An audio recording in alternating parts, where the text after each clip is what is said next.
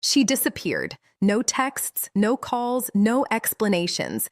And just when you finally started moving on, she reaches out. One message, one hey, one innocent question that reopens everything. And now you're stuck thinking, what does this mean? Should I reply? What do I say without looking weak? Listen carefully. The way you respond in this moment determines whether you regain your power or lose her respect forever. Today, I'll show you exactly how to respond when she reaches out after silence using female psychology, emotional dynamics, and dark psychological truths most men never understand. Stay with me because one wrong reply can undo weeks or months of progress. Most men fail right here, not because they don't care, but because they care too much. Before we dive deeper, a quick message. If you've been learning from my videos and you want to support this work, you can subscribe to me on Facebook with a paid membership, send stars, or join my YouTube channel's paid community. Your support helps me create more powerful content for you, and I truly appreciate every bit of it. All right, now let's continue. Why she really came back. First, let's destroy a dangerous illusion. She didn't reach out because she suddenly realized you were the one. She didn't text because she missed you romantically. She reached out because something inside her shifted. Here are the real psychological reasons women reappear after silence. Her emotional safety elsewhere weakened. Her curiosity about you increased. Your absence created uncertainty. Her validation supply dropped, or she felt your emotional energy detach. Silence doesn't make women forget. Silence creates a vacuum. And humans, especially emotionally driven ones, hate unanswered questions. Women are relationship thinkers. They catalog emotional data constantly.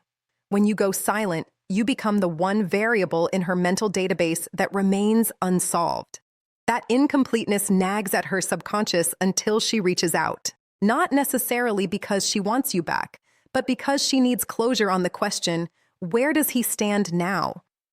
Your silence communicated something her emotions couldn't ignore. You're no longer available as an emotional resource. That scarcity, that sudden absence of your attention flips a psychological switch. What was once taken for granted becomes valuable. If she truly didn't care, she wouldn't have broken the silence at all, the biggest mistake men make. Let me tell you what not to do. Do not respond instantly. Ask where she went. Say, I missed you. Confront her emotionally. Act cold or angry.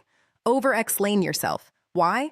Because her message isn't about logic. It's about emotional positioning. The moment you chase clarity, you lose leverage. See, when men respond immediately with questions like, where have you been? Or, why didn't you text me back? They're essentially handing over their power. They're revealing that her absence affected them deeply. They're showing that they were counting the days, checking their phone, wondering, waiting. That kind of emotional transparency might seem honest, but in the context of attraction dynamics, it kills mystery. It removes any doubt she might have had about your emotional independence. And the moment she knows you were affected, she relaxes. The tension dissolves. The curiosity dies. Women are attracted to emotional challenge, not emotional certainty. When you give her certainty too quickly, you remove the very ingredient that made her reach out in the first place. Your response should never be emotional. It should be strategic. Understand this first. She is testing you. Whether she knows it consciously or not, her message is a test. She's asking, does he still need me? Did I still affect him? Did he move on? Am I still important? Your reply answers all of those questions in one sentence. And most men answer them incorrectly. Think of it this way. Her text is like a probe sent into your emotional territory. She's gathering intelligence. She wants to see if you're still the same man who was emotionally invested, or if something has changed, if you've evolved, if you've detached. This isn't necessarily malicious. It's instinctive. Women are wired to assess emotional stability in men. It's a survival mechanism hardwired over millennia. A man who falls apart emotionally when she pulls away is on a subconscious level perceived as less capable of handling life's uncertainties. So when she reaches out, she's checking. Is he still reactive, or has he leveled up? Your response is the answer, the power frame you must hold. Before you reply, lock this mindset in. You are not reacting to her message. You are allowing access to your presence. She reached out because you were silent. So don't break the frame that brought her back. Calm, grounded, unrushed, unattached. That's power. This is about internal state, not external performance. You're not pretending to be unbothered. You actually are unbothered because you've spent your time away from her building yourself, focusing on your purpose, reconnecting with your value. When you reply from this place, your words carry a different energy. There's no neediness, no hidden agenda, no desperation for validation, just presence. And presence is magnetic. The strongest reply never asks questions. It creates intrigue. How long should you wait to reply? Here's the truth. Waiting isn't about manipulation. It's about emotional regulation. Reply when you're calm. You're centered. You're not hoping for an outcome. For most situations, a few hours is perfect. Not instant, not dramatic, just natural distance. The waiting period isn't a punishment. It's not a game.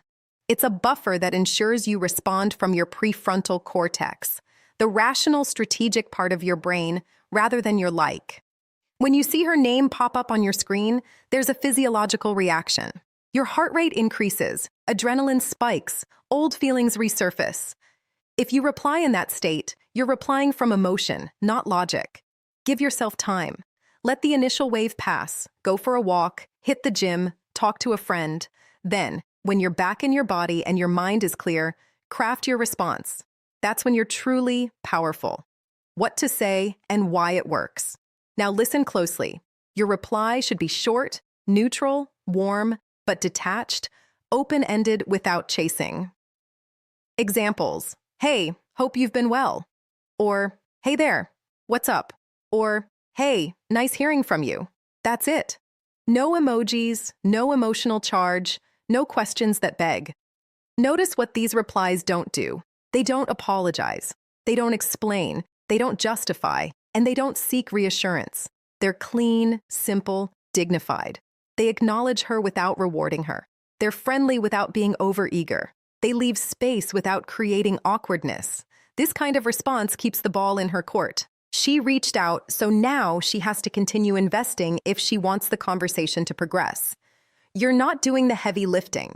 You're not trying to revive something. You're simply responding with the same energy you'd give an old acquaintance.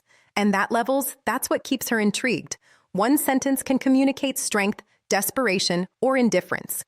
Why this drives her crazy in a good way? Because it does three powerful things. It doesn't punish her. It doesn't reward her. It doesn't reveal your emotional position. This creates uncertainty, and uncertainty fuels attraction. She now wonders, did he move on? Why isn't he asking? Why do I feel nervous? You flipped the dynamic. Before she had all the information, she knew you liked her. She knew you were invested. She knew you'd probably respond if she reached out. That predictability made her comfortable, and comfort kills attraction. Now she's uncertain, and uncertainty activates the same neural circuits as curiosity and desire. She starts thinking about you more, wondering what you're doing, who you're with, why you're so unbothered. Ironically, by caring less about the outcome, you become more attractive. By refusing to play into her expectation of how you'd respond, you become unpredictable. And unpredictability is intoxicating. What if she says something casual? If she keeps things light, match her tone. She says, just checking in. You reply, gotcha. Hope everything's good on your end. You're not escalating. You're observing. Let her invest first. Matching energy is critical here. If she's casual and you come in heavy with emotion or intensity, it creates a mismatch that makes you look overeager. Stay calibrated, stay measured. This also serves as another test. If she's truly interested, she'll continue the conversation. She'll add more. She'll ask questions. She'll create openings. If she doesn't, if she just replies with another one-liner and lets it die, then you know her reach out was more about her ego than genuine interest. And in that case, you've saved yourself from investing in someone who isn't truly invested in you. Whoever invests emotionally first loses leverage. What if she apologizes? This is important. If she says, sorry I disappeared, do not say, it's okay, I understand. Instead say, I appreciate you saying that. Why? Because forgiveness is earned, not given freely. When you immediately excuse her behavior, you're communicating that her actions have no consequences. You're telling her subconsciously that she can come and go as she pleases, and you'll always be there waiting with open arms. But when you acknowledge her apology without absolving her, you maintain your self-respect. You're saying, I hear you, I recognize your accountability, but my forgiveness and trust are valuable. They're not automatic. This doesn't mean being cold or punishing, it means being honest. Respect yourself enough to not pretend her disappearance didn't matter. What if she asks to meet? Now we're talking. If she suggests meeting, that means curiosity turned into intention. Respond calmly. Yeah, we can do that. Let me know when works. No excitement, no validation, no over-availability. You're allowing, not chasing. Notice the phrasing, we can do that, rather than I'd love to or absolutely. You're agreeing to the possibility, not celebrating it. And by asking her to suggest a time, you're making her continue investing in the interaction. If she's serious, she'll propose a time. If she's just testing your availability, she'll go vague.